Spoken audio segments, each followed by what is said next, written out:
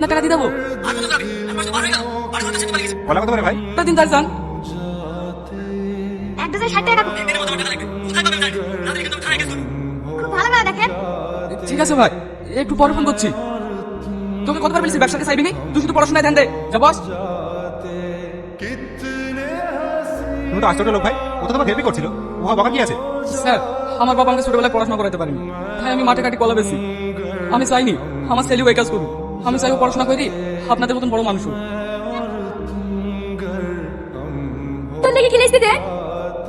কি দিবা নাকি? এই লেন স্যার। কত? 60 টাকা ডজন, 120 টাকা। কি অনেক ওভার প্রাইস, 50 করে হলে বলো।